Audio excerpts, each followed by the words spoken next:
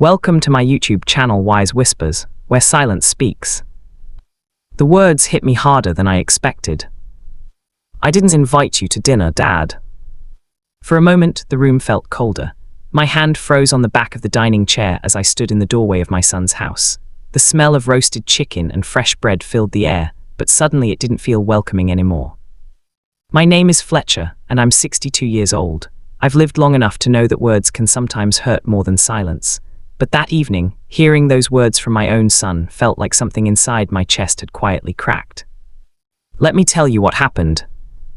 That Sunday evening, I decided to visit my son Daniel. He lived only 20 minutes away, in a beautiful 2-story house in a quiet neighborhood. Ironically, it was a house I had helped him buy.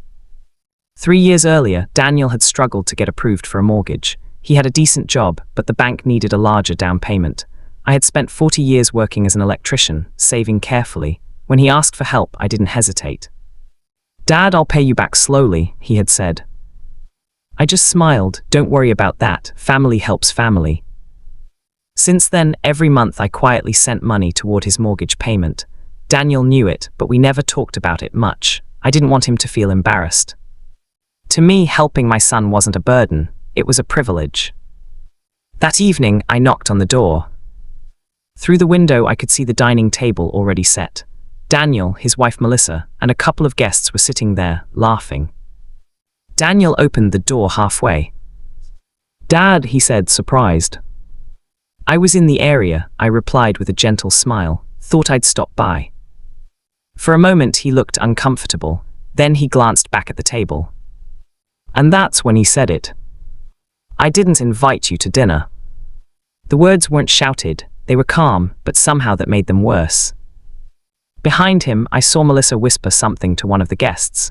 They avoided looking at me. I nodded slowly. "Oh, I see." I tried to keep my voice steady. Daniel rubbed the back of his neck. "We're having friends over tonight. It's kind of a private dinner." Private dinner. For a second, I remembered all the nights Daniel had sat at my small kitchen table as a child, eating spaghetti and laughing. Back then, nothing between us was private. But times change, I suppose. I forced a small smile. "That's all right, I won't interrupt." "Thanks, Dad." The door closed gently. I walked back to my car feeling strangely empty. I wasn't angry. Just sad. At 62 years old, you learn that respect is more important than money. And sometimes the people you help the most forget the sacrifices behind the help. I drove home slowly. When I arrived, I sat at my kitchen table for a long time thinking. On the table was my checkbook. The next mortgage payment I had planned to send Daniel was due the next morning. I stared at the blank check. For 3 years, I had written one every month without fail. But tonight something had changed. Not because I wanted revenge. Because sometimes people only understand the value of something after it's gone.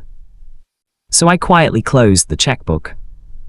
And for the first time in 3 years, I didn't write the check. 3 days later, my phone rang. "Dad," Daniel's voice sounded stressed. "Yes." "Did you forget to send the mortgage payment?" "I didn't forget," I replied calmly. There was a long pause. "What do you mean?" I leaned back in my chair. "Daniel, when someone tells me I'm not invited to dinner in my own son's house, it makes me think I shouldn't be paying for that house either." Silent. For several seconds, he didn't speak.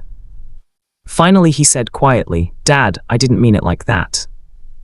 "I know," I answered softly, "but sometimes our words show how we really feel." His voice became smaller. "I'm sorry." I could hear genuine regret now.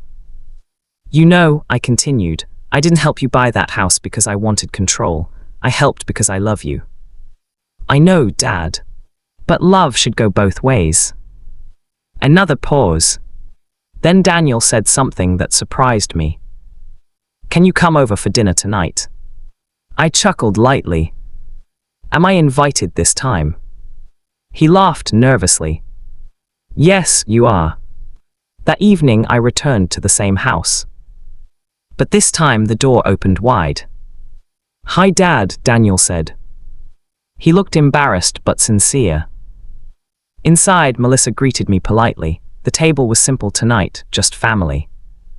No guests. No awkward whispers. As we sat down to eat, Daniel spoke quietly. "I never realized how much you've done for me." I smiled. "You're my son, that's what fathers do." Then he looked at me seriously. "But I should have treated you better." And in that moment, I knew he understood. Respect can't be bought with money. But sometimes the absence of money teaches respect.